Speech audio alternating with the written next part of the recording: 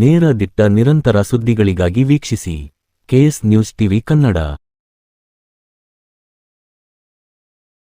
ವಿಜಯನಗರ ಜಿಲ್ಲೆ ಹೊಸಪೇಟೆಯಲ್ಲಿ ಸಾಯಿಬಾಬಾ ಸರ್ಕಲ್ನಿಂದ ಹೊರಟ ಬೃಹತ್ ಪ್ರತಿಭಟನಾ ರ್ಯಾಲಿ.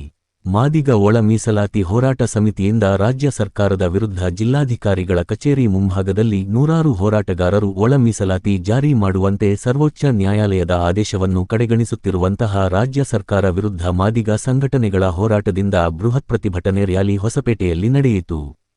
ಕುರ್ಚಿ ಉಳಿಸಿಕೊಳ್ಳಲು ಹೋರಾಡುತ್ತಿರುವ ಸಿದ್ದರಾಮಯ್ಯ ಒಳ ಮೀಸಲಾತಿ ಜಾರಿ ಮಾಡುತ್ತಾರೆ ಎಂಬ ಅನುಮಾನದಿಂದ ಹೋರಾಟಗಾರರು ಸಿದ್ದರಾಮಯ್ಯರ ವಿರುದ್ಧ ಬೃಹತ್ ಪ್ರತಿಭಟನೆ ಮಾಡುತ್ತಿದ್ದಾರೆ. ಒಳ ಮೀಸಲಾತಿ ಗಗನ ಕುಸುಮ ಮಾದಿಗರಿಗೆ ಕಾಂಗ್ರೆಸ್ ಸರ್ಕಾರ ಮಹಾದ್ರೋಹ. ಸುಪ್ರೀಂ ಕೋರ್ಟ್ ಆದೇಶ ಜಾರಿ ಮಾಡುವಲ್ಲಿ ಕಾಂಗ್ರೆಸ್ ವಿಫಲ.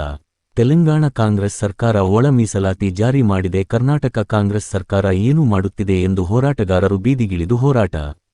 ಚುನಾವಣೆ ವೇಳೆ ಮಾದಿಗ ಮತ ವಂಚನೆ. ಕುರ್ಚಿ ಹಿಡಿದ ಮೇಲೆ ಕಾಂಗ್ರೆಸ್ ಸರ್ಕಾರ ವಂಚನೆ. ಕುರ್ಚಿ ಜಗಳ ಗಂಟರಿಂದ ಒಳ ಮೀಸಲಾತಿ ಅಸಂಭವ. ಮಾದಿಗ ಸಂಘಟನೆಗಳಿಗೆ ಕಾಂಗ್ರೆಸ್ ಸರ್ಕಾರ ಮಹಾದ್ರೋಹ ಬಗೆಯುವುದರಲ್ಲಿ ಮುಂದಾಗಿದ್ದಾರೆ ಎಂದು ಹರಿಯಾಣದ ಬಿಜೆಪಿ ಸರ್ಕಾರ ಒಳ ಮೀಸಲಾತಿ ನೀಡಿದೆ, ಕರ್ನಾಟಕದ ಸಿದ್ದರಾಮಯ್ಯ ಸರ್ಕಾರ ಏನು ಮಾಡುತ್ತಿದೆ ಎಂದು ಹೋರಾಟಗಾರರು ಬೀದಿಗಿಳಿದು ಹೋರಾಟ. ಚುನಾವಣೆ ವೇಳೆ ಮಾದಿಗ ಮತ ವಂಚನೆ. ಕುರ್ಚಿ ಹಿಡಿದ ಮೇಲೆ ಕಾಂಗ್ರೆಸ್ ಸರ್ಕಾರ ವಂಚನೆ. ಕುರ್ಚಿ ಜಗಳ ಗಂಟರಿಂದ ಒಳ ಮೀಸಲಾತಿ ಅಸಂಭವ.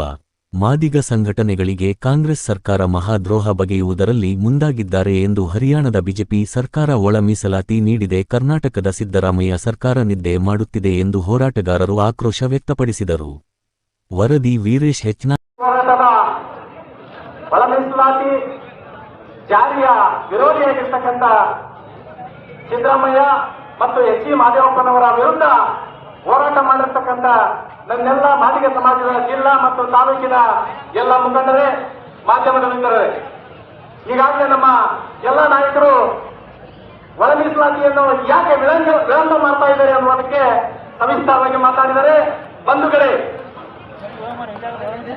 ಈ ದೇಶದ ಪ್ರಥಮ ಸಾರ್ವತ್ರಿಕ ಚುನಾವಣೆಯ 1956ರಲ್ಲಿ ನಾವು ಈ ಸಮಾಜದ ವತಿಯಿಂದ ಚುನಾವಣೆಗೆ ನಿಂತಾಗ 18 ರಿಂದ 20 ಜನ ಮಾದಿಗ ಸಮಾಜದ ಬಂಧುಗಳು ಶಾಸಕರಾಗಿ ವಿಧಾನಸಭೆಯನ್ನ ಮೆಟ್ಟಲುತ್ತಾ ಇದ್ವಿ.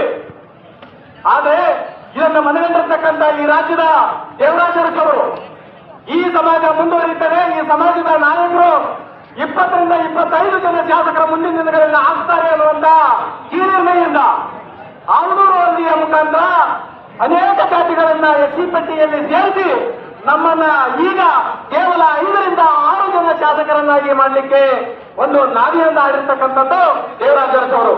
ಹಾಗಾಗಿ ನಾವೆಲ್ಲರೂ ಇವತ್ತು ಮಾದಿಗ ಸಮಾಜದ ಮುಖಂಡರು ಎಚ್ಚೆತ್ತುಕೊಳ್ಬೇಕಾಗಿದೆ.